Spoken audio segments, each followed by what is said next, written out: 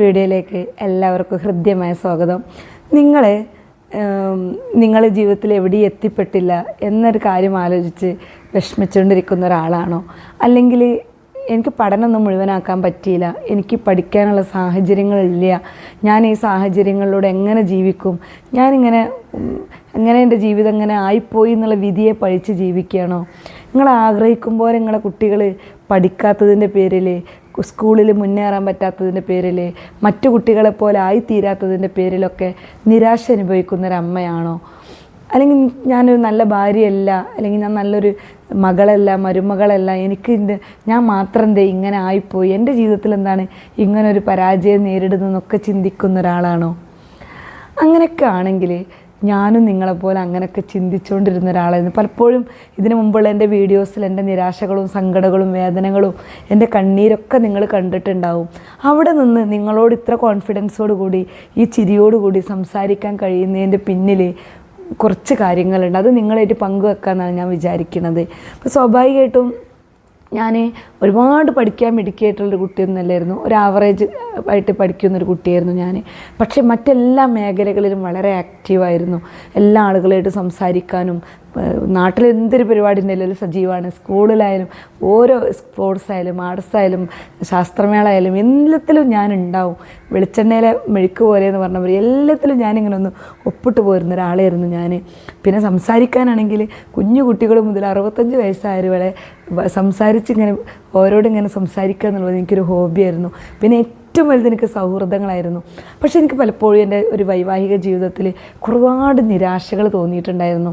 ഞാൻ ഉദ്ദേശിച്ചൊരു ജീവിതമല്ലല്ലോ അത്. ഇവിടെ സ്നേഹമില്ലാത്തതുകൊണ്ടോ, കുടുംബബന്ധം ഇല്ലാത്തതുകൊണ്ടോ, ഭർത്താവ് ഒക്കെ ഇല്ലാത്തതുകൊണ്ടോ, അല്ലെങ്കിൽ ഭർത്താവുമായിട്ടുള്ള ജീവിതത്തിൽ എന്തെങ്കിലും അസ്വാരസ്യങ്ങൾ ഉണ്ടായതുകൊണ്ടൊന്നുമല്ല.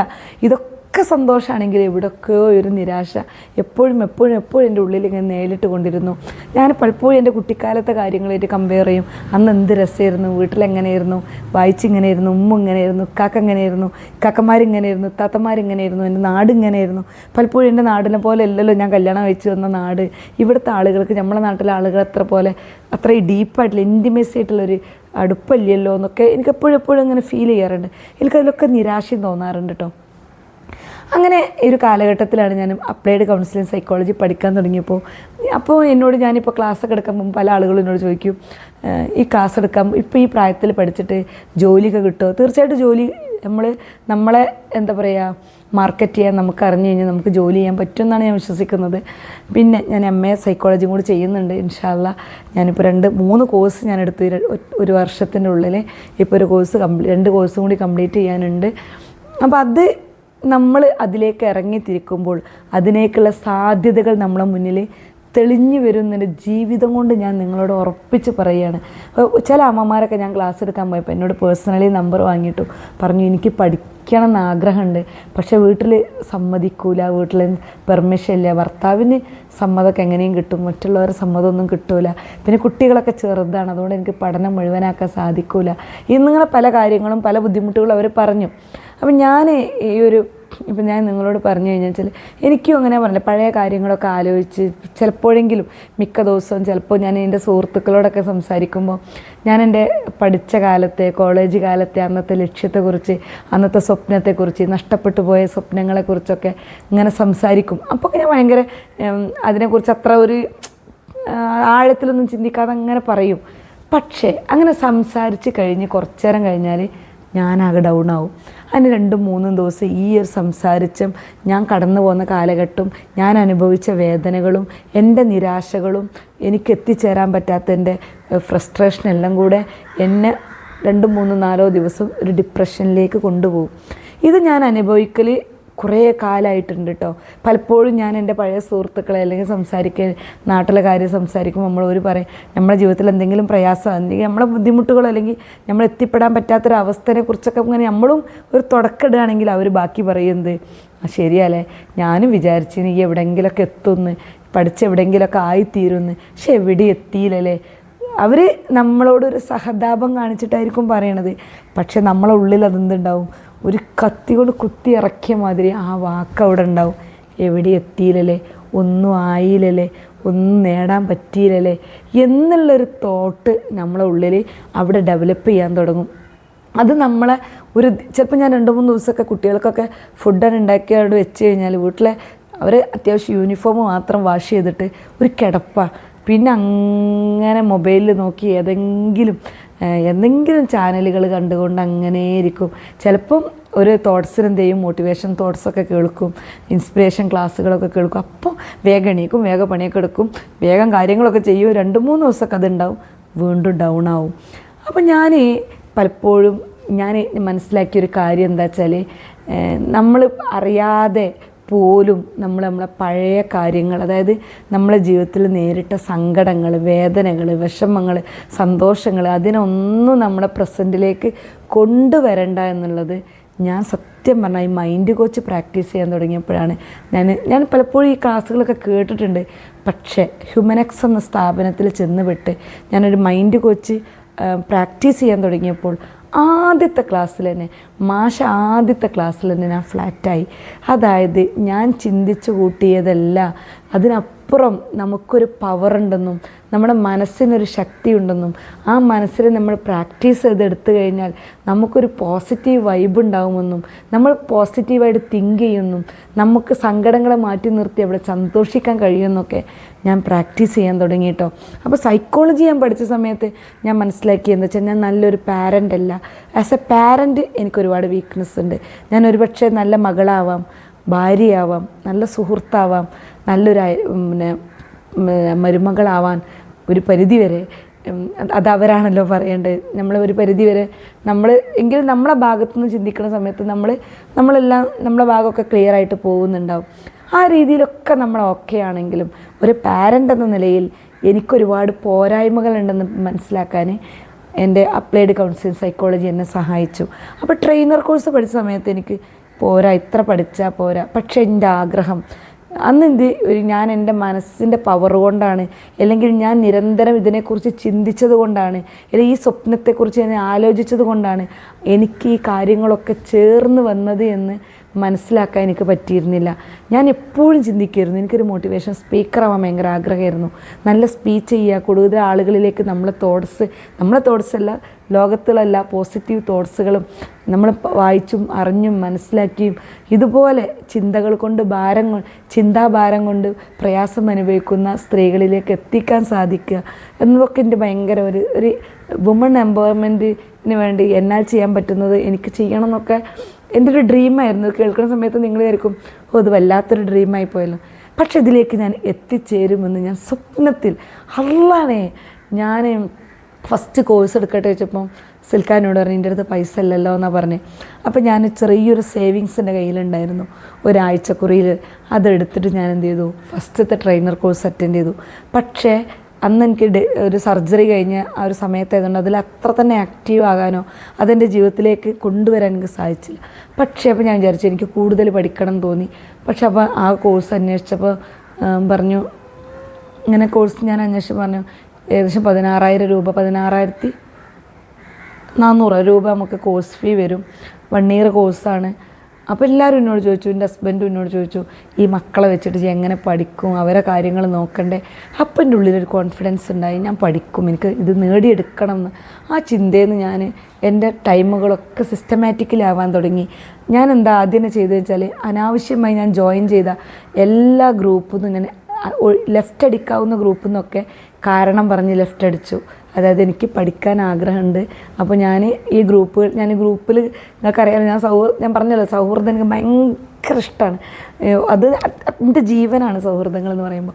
അപ്പോൾ ആ ഒരു ഗ്രൂപ്പിൽ ചെന്ന് കഴിഞ്ഞാൽ സ്ഥലകാല ബോധ സമയങ്ങളൊക്കെ മറന്ന് അതിൽ എൻജോയ് ചെയ്യുന്നൊരു നേച്ചറായിരുന്നു എൻ്റെത്. എൻ്റെ ഗ്രൂപ്പിൽ ഏറ്റവും ആക്റ്റീവായിരിക്കുന്ന, രാവും പകലും അതിൽ സന്ദേശങ്ങൾ അയച്ചുകൊണ്ടിരിക്കുന്ന ഒരാളായിരുന്നു ഞാൻ മാറാൻ തയ്യാറായി എന്നുള്ളതാണ് എനിക്ക് ആദ്യം കിട്ടിയത് ഒരു പോസിറ്റീവ്. അപ്പോൾ ഞാൻ എന്ത് ചെയ്തു, അത്തരം ഗ്രൂപ്പുകളിൽ നിന്ന് ഒക്കെ ഞാൻ ലെഫ്റ്റ് ചെയ്തു. എനിക്ക് ഏറ്റവും അറ്റാച്ച്ഡുള്ള ഗ്രൂപ്പുകൾ മാത്രം ഞാൻ നിന്നു. അതൊക്കെ ഞാൻ അർച്ചീവ് എന്നൊരു ഓപ്ഷനിലേക്ക് മാറ്റി വെച്ചു. അതായത് മാസത്തിലൊരിക്കൽ ഞാൻ എന്ത് ചെയ്യും, അതിൽ മെസ്സേജുകളൊക്കെ ഒന്ന് ഓടിച്ച് നോക്കും. എന്നിട്ട് അത്യാവശ്യമുള്ളതിനൊക്കെ റിപ്ലൈ ചെയ്യും. എൻ്റെ ഉള്ളിൽ ഇവരൊക്കെ ഉണ്ട്, നിൻ്റെ സൗഹൃദം എൻ്റെ ഉള്ളിലുണ്ട്, എൻ്റെ തിരക്ക് കൊണ്ടാണ് എന്ന് അവരെ ബോധ്യപ്പെടുത്താൻ വേണ്ടി ഒരു ഗുഡ് മോർണിംഗും ഒരു വിശേഷങ്ങളൊക്കെ ചോദിച്ച് അവരെ അത്യാവശ്യ കാര്യങ്ങൾക്കൊക്കെ മറുപടി പറഞ്ഞ് പോരും. ഫാമിലി ഗ്രൂപ്പുകളിലായാലും ഒക്കെ ഞാൻ അങ്ങനെ ചെയ്തു. പിന്നെ കുറേ സമയം സോഷ്യൽ മീഡിയ ഉപയോഗിക്കുന്നത് ഞാൻ ഒഴിവാക്കി. എൻ്റെ ആവശ്യങ്ങൾക്കല്ലാത്ത, അതായത് എൻ്റെ പഠനവുമായി ബന്ധപ്പെട്ട, എൻ്റെ സ്വപ്നങ്ങളായിട്ട് ബന്ധപ്പെട്ട സോഷ്യൽ മീഡിയ കണ്ടൻറ്റുകൾ മാത്രം ഞാൻ കേൾക്കാൻ തുടങ്ങി. അങ്ങനെ ഞാൻ എന്ത് ചെയ്തു, എൻ്റെ സമയത്ത് ഉപയോഗപ്പെടുത്തി. അതുപോലെ തന്നെ എന്നാൽ എൻ്റെ കുട്ടികളെ ഒരു കാര്യത്തിലും ഞാൻ മാറ്റം വരുത്തിയില്ല. അവർക്ക് കൃത്യമായ സമയങ്ങളിൽ ഭക്ഷണം, അവർക്കുള്ള അവരുടെ ഡ്രസ്സ്, അവരുടെ പുസ്തകങ്ങൾ, അവരുടെ വായന, അവരുടെ പഠനം, എല്ലാ കാര്യങ്ങളിലും ഞാൻ അവരെ കൂടെ നിന്നു. പക്ഷേ എൻ്റെ കാര്യങ്ങൾക്കൊന്നും ഞാൻ ഒരു ലാഗ് വരുത്തിയില്ല. അപ്പോൾ പലപ്പോഴും എന്നോട് ആളുകൾ ചോദിക്കും, നിങ്ങൾക്ക് ഒരുപാട് സമയമുണ്ട്, ഭർത്താവ് കൂടെ ഇല്ലാത്തതുകൊണ്ട് ഏത് ഭക്ഷണം ഉണ്ടാക്കിയാൽ മതി, ചോദിക്കാനും പറയാനൊന്നും ആരും ഇല്ലല്ലോ എന്ന്. ഈ ചോദിക്കാൻ പറയാനുള്ളവർക്കും നമ്മളെ ടൈം മാനേജ് ചെയ്യാൻ പറ്റിയാൽ നമുക്ക് എന്ത് ചെയ്യാൻ പറ്റും, നമ്മൾ ആഗ്രഹിച്ച തലത്തിലേക്ക് പോകാൻ പറ്റും. അതിന് നമ്മൾ ആദ്യം ഒരുങ്ങേണ്ടത് നമ്മളെ മനസ്സാണ്. ഇപ്പോൾ ഹ്യൂമനെക്സ് എന്ന ഒരു സ്ഥാപനത്തിൽ അവിടെ ഒരു മൈൻഡ് കോച്ചിങ് ആണ് നടക്കുന്നത്. നമ്മളെ മൈൻഡ് റീപ്രോഗ്രാമിങ് ചെയ്ത് നമ്മളെ മൈൻഡിനെ സെറ്റ് ചെയ്ത് നമ്മുടെ സ്വപ്നത്തിലേക്ക് യാത്ര ചെയ്യാൻ, അതിലൂടെ നമുക്ക് ഏൺ ചെയ്യാനുള്ളൊരു അവസ്ഥയിലേക്ക് എത്തിക്കുക എന്നുള്ളതാണ് ഈ കോഴ്സിൽ അവർ ഉദ്ദേശിക്കുന്നത്. സത്യമായിട്ട് എനിക്ക് ഒരുപാട് മാറ്റങ്ങൾ ഉണ്ടായിട്ടോ. അത് നിങ്ങൾക്ക് താല്പര്യമുണ്ടെങ്കിൽ ആ കോഴ്സിൽ ചേർന്നാൽ മതി. അല്ലാതെ പിന്നെ ഞാൻ പറഞ്ഞുകൊണ്ട് മാത്രം ചേരണമെന്നില്ല. പക്ഷേ നമ്മൾ തയ്യാറാവണം ആ കോഴ്സ് കംപ്ലീറ്റ് ആവാൻ, അതിൽ പറയുന്ന ടാസ്കുകൾ ചെയ്യാൻ, നമ്മൾ സ്വയം മാറാൻ. പക്ഷേ ഈ മാറ്റങ്ങളൊന്നും ഹ്യൂമനെക്സിൽ വന്നതിന് ശേഷമല്ല. പക്ഷേ എൻ്റെ മനസ്സിൽ ഞാനിങ്ങനെ എന്നും ചിന്തിക്കും, എനിക്കിങ്ങനെ മോട്ടിവേഷൻ സ്പീക്കർ ആവാൻ ഞാൻ എന്ത് ചെയ്യും അപ്പോൾ എനിക്ക് മനസ്സിലായത് നമ്മൾ നന്നായി വായിക്കണം, ഒരുപാട് ആളുകളെ കേൾക്കണം, നമ്മളെ ജീവിതാനുഭവങ്ങൾ വെച്ച് നമ്മളോട് മറ്റുള്ളവരോട് സംസാരിക്കാൻ കഴിയണം എന്നുള്ളത് ഞാൻ മനസ്സിലാക്കി. അങ്ങനെ ഈ കോഴ്സ് ഇപ്പോൾ ഞാൻ എന്താ ചെയ്യണമെന്ന് വെച്ചാൽ, ഞാൻ ഡെയിലി എൻ്റെ അധ്യാപിക, എന്നെ പഠിപ്പിച്ച അധ്യാപിക എപ്പോഴും എന്നോട് പറയാറുണ്ടായിരുന്നു, നീ എന്തായാലും മെഡിറ്റേഷൻ ചെയ്യണമെന്ന്. പക്ഷേ ഞാൻ ചില ദിവസങ്ങളൊക്കെ ചെയ്യും, കുറേ ദിവസം കഴിയുമ്പോൾ ഞാൻ നിർത്തിപ്പോവും. നമ്മൾ പലപ്പോഴും അങ്ങനെയാണ്. നമ്മൾ വർക്കൗട്ട് തുടങ്ങും, വർക്കൗട്ട് നിർത്തും. നമ്മൾ പഠിക്കണമെന്ന് ഭയങ്കര തീരുമാനമൊക്കെ എടുത്ത് അതിന് മാനസികമായി ഒരുങ്ങും. നമ്മൾ 1-2 ദിവസമൊക്കെ ഏതെങ്കിലും കോഴ്സിൽ അറ്റൻഡ് ചെയ്താൽ നമ്മളവിടെ നിർത്തും, ഡ്രോപ്പ് ചെയ്യൂലേ. ഇപ്പോൾ എൻ്റെ കോഴ്സിൽ തന്നെ, ഞാൻ ഇപ്പോൾ പഠിച്ചുകൊണ്ടിരിക്കുന്ന കോഴ്സിൽ 3ാമത്തെ പ്രാവശ്യം ഹ്യൂമനെക്സിൽ അങ്ങനെ ഒരു ഓപ്പർച്യൂണിറ്റി ഉണ്ട്. അതായത് ആദ്യത്തെ മാസം നമുക്ക് കോഴ്സ് കംപ്ലീറ്റ് ചെയ്യാൻ പറ്റിയിട്ടില്ലെങ്കിൽ അടുത്ത മാസം നമുക്ക് റീജോയിൻ ചെയ്ത് നമുക്ക് നമ്മളെ കോഴ്സ് കംപ്ലീറ്റ് ചെയ്യാനുള്ളൊരു ഓപ്ഷൻ ഉണ്ട്. അപ്പോൾ നമ്മളത് അത്യാവശ്യ കാര്യങ്ങളുണ്ട്. ഇപ്പോൾ നമ്മൾ ഹോസ്പിറ്റലൈസ്ഡ് ആവുക, അല്ലെങ്കിൽ ആരോഗ്യപരമായ മറ്റ് പ്രശ്നങ്ങൾ, കുടുംബപരമായ പ്രശ്നങ്ങൾ കാരണം നമുക്ക് കംപ്ലീറ്റ് ചെയ്യാൻ പറ്റാത്തവർക്ക് കേട്ടോ. അപ്പോൾ അങ്ങനെ ഇപ്പോൾ 3ാമത്തെ തവണയും ജോയിൻ ചെയ്തതിന് ശേഷം ഇന്നലെ അവർ വളരെ വിഷമത്തോടുകൂടി പറയുന്നുണ്ട്, എനിക്കിത് ഫോളോ അപ്പ് ചെയ്യാൻ പറ്റുന്നില്ല, ഞാനിത് നിർത്തി പോവുകയാണ്. അതായത് എനിക്ക് ക്ലാസ് കംപ്ലീറ്റ് കേൾക്കാൻ പറ്റുന്നില്ല എന്നുള്ള ഒരു മൈൻഡ് സെറ്റാവാത്തത് കൊണ്ടാണ്. അപ്പം നമ്മളെ മൈൻഡിനെ റീപ്രോഗ്രാം ചെയ്ത് പോസിറ്റീവ് അഫർമേഷനിലൂടെയും ജേർണലിങ്ങിലൂടെയും ഗ്രാറ്റിറ്റ്യൂഡിലൂടെയും അതുപോലെ തന്നെ മെഡിറ്റേഷനും വിഷ്വലൈസേഷനിലൂടെയൊക്കെ നമുക്ക് നമ്മളെ മൈൻഡ് സെറ്റ് ചെയ്യാൻ പറ്റും. അതിന് നിങ്ങളെ സഹായിക്കുന്ന കോച്ചുമാരായി തീരുക എന്നുള്ള ഒരു ഉദ്യമത്തിലേക്കാണ് ഞാനും പോയിക്കൊണ്ടിരിക്കുന്നത്. ഇപ്പോൾ ഞാനൊരു ടാസ്കും കൂടി കഴിഞ്ഞാൽ ഞാനും ഒരു മൈൻഡ് കോച്ചായി മാറി. അപ്പോൾ നമുക്ക് മാറ്റങ്ങൾ ഉണ്ടാക്കിയത് മറ്റുള്ളവരിലേക്കും എത്തിക്കാൻ പറ്റുക എന്നുള്ളത് നമ്മളെ സന്തോഷമല്ലേ. നമുക്ക് എന്ത് മാറ്റാനാണ് ഉണ്ടായത്? നമുക്ക് സെൽഫായിട്ട് മാറ്റം ഉണ്ടാകുമ്പോഴേ നമ്മളെ ജീവിത അനുഭവങ്ങളാണ് മറ്റുള്ളവരോട് പറയാൻ സാധിക്കുള്ളൂ. ഇപ്പം ഞാൻ വളരെ സിസ്റ്റമാറ്റിക്കലായി നേരത്തെ എഴുന്നേൽക്കുന്നു, രാവിലെ പിന്നെ നമ്മളെ മൊബൈൽ ഫോണിനെ രാവിലെ നമ്മൾ അത്യാവശ്യമില്ലെങ്കിൽ നമ്മൾ എന്ത് ചെയ്യണം, നമ്മളെ ലൈഫിൽ നിന്ന് നമ്മളതിനെ മാറ്റി വെക്കുക, അല്ലെങ്കിൽ നോട്ടിഫിക്കേഷൻ നമ്മൾ എന്ത് ചെയ്യുക, ഓഫാക്കി വെക്കുക അല്ലേ. അപ്പോൾ നമുക്ക് എന്ത് ചെയ്യാൻ പറ്റും, എമർജൻസി ആവുന്ന കോളുകൾക്ക് മാത്രം നമ്മൾ അറ്റൻഡ് ചെയ്യുക, നോക്കുക ആ കോൾ ഇപ്പോൾ നമ്മൾ അറ്റൻഡ് ചെയ്യേണ്ട ആവശ്യകത ഉണ്ടോ, ഇത് ഇപ്പോൾ ചെയ്തത് 10 മിനിറ്റ് കഴിഞ്ഞിട്ട് എൻ്റെ പണി കഴിഞ്ഞിട്ട് വിളിച്ചാൽ മതിയോ എന്ന് നമ്മൾ മനസ്സിലാക്കുക. അത് ഇനിയിപ്പോൾ നമ്മൾ വിളിച്ച ആൾ അങ്ങനെ ആണെങ്കിൽ നമുക്ക് അവരോട് വേണമെങ്കിൽ പെർമിഷൻ ചോദിക്കാം, ഞാൻ അരമണിക്കൂർ കഴിഞ്ഞ് വിളിച്ചാൽ മതി, എന്തെങ്കിലും അത്യാവശ്യം ഉണ്ടോ. അപ്പോൾ ആൾ പറയും വെറുതെ വിളിച്ചതാണ്, ഞാൻ വർത്താനം അറിയാൻ വിളിച്ചാന്ന് പറഞ്ഞാൽ പിന്നെ കൂടുതൽ വർത്താനത്തിൽ നിൽക്കരുത്, ഞാൻ ചെറിയൊരു പണിയിലാണ് കേട്ടോ, കഴിഞ്ഞിട്ട് ഞാൻ തിരിച്ച് വിളിക്കാം എന്നിട്ട് നമ്മളെ പണി കഴിഞ്ഞിട്ട്, അപ്പോൾ നമ്മളൊരു സമയം അത്യാവശ്യമാണ്, തിരിച്ച് വിളിക്കൽ അത്യാവശ്യമാണെങ്കിൽ തിരിച്ച് വിളിക്കുക, അല്ലെങ്കിൽ എന്ത് ചെയ്യുക, നമ്മളെ ഒഴിവ് സമയത്ത് ആ സൗഹൃദം നമ്മൾ പുതുക്കുക. ഒരിക്കലും നമ്മൾ അവരൊന്നും നമ്മുടെ ലൈഫിൽ നിന്ന് അവോയ്ഡ് ചെയ്യാനോ റേഷൻ കാർഡിൽ നിന്ന് പേര് വെട്ടും പോലെ വെട്ടാറൊന്നുമല്ല പറഞ്ഞത്. പക്ഷേ നമ്മളൊരു ലക്ഷ്യത്തിലേക്കുള്ള യാത്രയിലാണെങ്കിൽ, അങ്ങനെ ആവണം, നമ്മൾ ഒരു ലക്ഷ്യത്തിലേക്ക് പോകണം നമ്മൾ ആഗ്രഹിക്കുന്നുണ്ടെങ്കിൽ തീർച്ചയായിട്ടും ഞാൻ ചെയ്തത് ഇതൊക്കെയാണ്. അതായത് അപ്പോൾ എവിടെ എത്തിയെന്ന് ചോദിച്ചു കഴിഞ്ഞാൽ നമ്മളിപ്പോഴും യാത്രയിലാണ്. പക്ഷേ ഇന്ന് എനിക്കൊരു 5-6 ക്ലാസ് എനിക്ക് പാരൻറ്റിങ് ക്ലാസ് എടുക്കാൻ പറ്റി. അതെടുക്കാനുള്ള കോൺഫിഡൻസ് എനിക്ക് കിട്ടിയത് എന്താ പറയുക, ഈ ഒരു പഠനത്തിലൂടെയാണ്. അപ്പോൾ ഞാൻ മനസ്സിലാക്കിയത് ഒരു പ്രായത്തിലും നമുക്ക് പഠിക്കാൻ കഴിവില്ലാത്തതുകൊണ്ടല്ല, നമ്മളെ അതിന് കണ്ടീഷൻ ചെയ്ത് വെക്കുകയാണ്. എനിക്ക് വയസ്സായി, എനിക്ക് പഠിക്കാൻ പറ്റില്ല, ഇനി പഠിച്ചിട്ട് ഇപ്പോൾ ഒരു കാര്യമില്ല, ഇനി ഇവരൊക്കെ സമ്മതം കിട്ടണ്ടേ. അപ്പോൾ നമ്മളെ കുട്ടികളുടെ പ്രയോറിറ്റി, നമ്മൾ ഒരമ്മ എന്നല്ല, നമ്മൾ ഫസ്റ്റ് പ്രയോറിറ്റി നമ്മളെ കുട്ടികൾ തന്നെയാണ്. പക്ഷേ നമ്മൾ അവർക്ക് വേണ്ടി എന്താ പറയുക, ഒന്നുകിൽ നമ്മളതൊരു സന്തോഷത്തോടെ ത്യജിക്കുക. നമ്മൾ സമയത്തെ എൻ്റെ ജീവിതകാലം മുഴുവൻ നിങ്ങൾക്ക് വേണ്ടി പണിയെടുത്ത് ഞാൻ പെട്ടെന്ന് വീഴാൻ പോയത് എന്താ വെച്ചാൽ, എൻ്റെ മൊബൈൽ വെക്കുന്ന സ്റ്റാൻഡ് അടി പൊട്ടിയിട്ടുണ്ട്. മോനെ ഓടി വന്ന് വീണ് പോയതായിരുന്നു. അപ്പോൾ അതിൻ്റെ സ്റ്റാൻഡിൻ്റെ കാല് പൊട്ടി. അപ്പോൾ ഞാൻ വൈദ്യർ പലക വെച്ച് കെട്ടിയ പോലെ ഞാൻ അടിയിൽ എന്താ പറയുക കമ്പൊക്കെ വെച്ച് കെട്ടിയിട്ടുണ്ട് പക്ഷെ അതും വിചാരിച്ച പോലെ നിൽക്കില്ല. അപ്പോൾ മനസ്സിൽ പേടിയുണ്ട്, മൊബൈൽ എപ്പോഴാണ് അങ്ങോട്ട് മുന്നോട്ട് വീഴാന്ന്. ഇൻഷാ അല്ലാ വാങ്ങും കേട്ടോ, വാങ്ങാഞ്ഞിട്ടല്ല, ഇത് 2ാമത്താണ് വാങ്ങണത്. ആദ്യത്തെ ഇതേപോലെ കുറച്ച് കുട്ടികൾ കളിക്കാൻ വന്നപ്പം, മക്കളെ ഫ്രണ്ട്സ് കളിക്കാൻ വന്നപ്പം അവർ കൗതുകത്തിന് പൊട്ടിച്ചു. എന്ത് ചെയ്യാൻ പറ്റും, പൊട്ടിച്ച് കഴിഞ്ഞ സാധനത്തിന് പിന്നെ അവരോട് ചൂടായിട്ട് കാര്യമില്ല. അവർക്കത് കിട്ടുന്ന സ്ഥലത്ത് വെച്ച് ഞാനാണ് തെറ്റുകാരി. അത് കഴിഞ്ഞതിന് ശേഷം വാങ്ങിയതായിരുന്നു. മോനെ ഓടി വന്ന് ബാലൻസ് തെറ്റി വീണു. ഞാൻ അങ്ങനെ വീഡിയോ ചെയ്തുകൊണ്ടിരിക്കുന്നതിനിടയിൽ അവൻ വന്ന് വീണു. പിന്നെ അവൻ അടിച്ചിട്ട് കാര്യമില്ലല്ലോ, കാരണം അവൻ അറിയാതെ പോയി തെറ്റാണ്. അപ്പോൾ ഞാൻ ഈ എന്താ പറയുക, ഈ ട്രൈപോഡ് പൊട്ടുന്നതിനേക്കാളും വേദനയേക്കാളും അപ്പുറം അവൻ്റെ മനസ്സ് പൊട്ടിപ്പോവും. അത് നമുക്ക് പിന്നെ നന്നാക്കിയെടുക്കാൻ പറ്റില്ല. ഇത് നമുക്ക് പൈസ കൊടുത്താൽ വാങ്ങാമല്ലോ, അത് കരുതി അവനെ ഒന്നും പറഞ്ഞിട്ടില്ല. പിന്നെ പെട്ടെന്നത് വാങ്ങാൻ പറ്റിയ സാഹചര്യത്തിലും അല്ലായിരുന്നു. അപ്പോൾ നമ്മളെ വിഷയം അതല്ല. അപ്പോൾ നമ്മൾ എന്താ പറയുക, നമ്മൾ മെൻ്റലി ഓക്കെ ആവുക.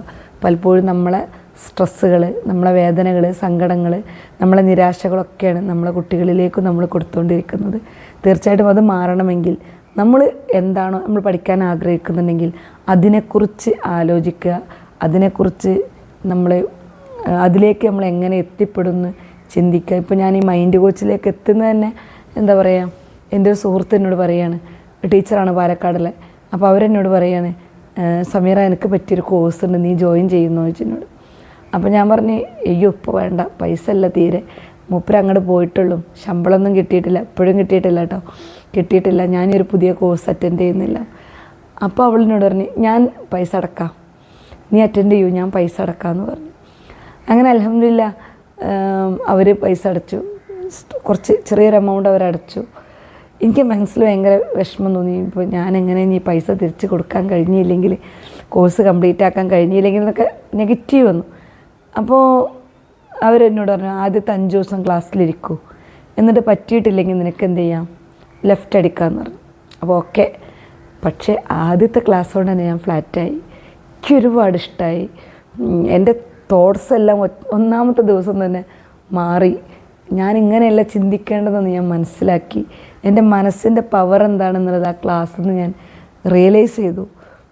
അപ്പോൾ ഞാൻ സാറ് പറഞ്ഞ പോലെയൊക്കെ ചെയ്യാൻ തുടങ്ങി.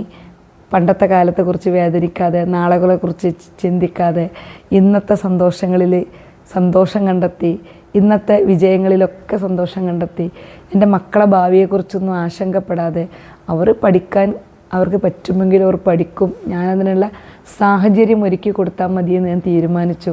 എൻ്റെ കുട്ടികൾ എന്തായിത്തീരും എന്നുള്ള ആകുലതകളൊക്കെ ഞാൻ ഒഴിവാക്കി. അതൊക്കെ അതിൻ്റെ വഴിക്ക് നടക്കുമെന്ന് ഞാൻ മനസ്സ് ഉറച്ച് വിശ്വസിക്കുന്നുണ്ട്. അപ്പോൾ നമ്മളങ്ങനെ പോസിറ്റീവായിട്ട് തിങ്ക് ചെയ്യാൻ തുടങ്ങിയപ്പോൾ തന്നെ ജീവിതത്തിൽ ഒരുപാട് നിരാശകളൊക്കെ മാറിപ്പോയി എന്നുള്ളതാണ് എൻ്റെ ഒരു അനുഭവം. അപ്പോൾ തീർച്ചയായിട്ടും പിന്നെ നിങ്ങളെ മുന്നിൽ അത്ര കോൺഫിഡൻസോടെ സംസാരിക്കുന്നതും ഈ ഒരു അറിവിൻ്റെ ഈ എത്തിപ്പെട്ട കൂട്ടായ്മയുടെ ഭാഗമായിട്ടാണ്. അപ്പം നമ്മൾ പലപ്പോഴും നമ്മളെ ജീവിതത്തിൽ നെഗറ്റിവിറ്റി സ്പ്രെഡ് ചെയ്യുന്ന സൗഹൃദങ്ങളൊക്കെ നമ്മൾ വേണ്ടാക്കുക. ചിലരോട് നമ്മൾ ചോദിക്കും, അപ്പോൾ എൻ്റെ സുഹൃത്തിനോട് ഞാൻ ചോദിച്ചു എനിക്ക് എം.എഡ് എടുക്കണം എം.എ എടുക്കണം, പിന്നെ ഒരു B.Ed ഒക്കെ എടുക്കണം എന്ന് പറഞ്ഞപ്പോൾ ഉടനടി എന്നോട് പറഞ്ഞ് ഇപ്പോൾ ഒരു B.Ed M.Ed ഒക്കെ M.A ഒക്കെ എടുത്തിട്ട് എന്താ ചെയ്യണത്, ഈ കുട്ടികളെ നോക്കി ഒരു പ്രൈമറി സ്കൂളിൽ അധ്യാപികയായി എന്തെങ്കിലും ജോലി കിട്ടുമോ നോക്ക്, അല്ലെങ്കിൽ ഒരു ട്യൂഷൻ സെൻറ്റർ തുടങ്ങിക്കോ എന്ന് പറഞ്ഞു.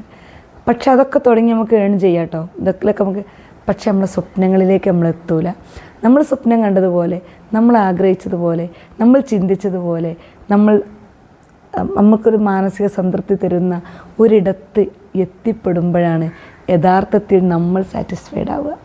അപ്പോൾ ആ ഒരു ഇടം കണ്ടെത്തുന്നത് വരെ നിങ്ങൾ അതിനെക്കുറിച്ച് ആലോചിച്ചുകൊണ്ടേയിരിക്കുക. അതിലേക്കുള്ള ഓരോ സ്റ്റെപ്പുകൾ വെക്കണ സമയത്തും നിങ്ങൾ ആ വിജയം ആഘോഷിക്കുക. ഓരോ കുഞ്ഞ് സ്റ്റെപ്പ് വെക്കുന്ന സമയത്തും എനിക്കിത് പറ്റി എന്ന് വിചാരിക്കുക. അപ്പോൾ ഞാൻ എനിക്ക് തോന്നുന്നു 5 ക്ലാസ് ഞാൻ എടുത്തു. ഈ 5 ക്ലാസ് എടുത്തപ്പോൾ ഫസ്റ്റത്തെ ക്ലാസ് എടുക്കാൻ പോകുമ്പോൾ എനിക്ക് നല്ല പേടിയുണ്ടായിരുന്നു. പഠിച്ചോനെ എനിക്കത് പറഞ്ഞ് പ്രതിഫലിപ്പിക്കാൻ കഴിയുമോ എന്നുള്ളത്. കാരണം നമ്മളൊരു ഒരു മാറ്ററാണല്ലോ അവതരിപ്പിക്കുന്നത്. അപ്പോൾ പിന്നെ എനിക്ക് 2ാമത്തെ ക്ലാസ്സിന് പോയപ്പോൾ ഞാൻ ഒന്നും കൂടി കോൺഫിഡൻ്റായി. ഓക്കെ, എന്നെ കേട്ടിരിക്കാൻ 10 ആളെങ്കിലും 10 ആൾ ഉണ്ടാവും എന്നുള്ളത്.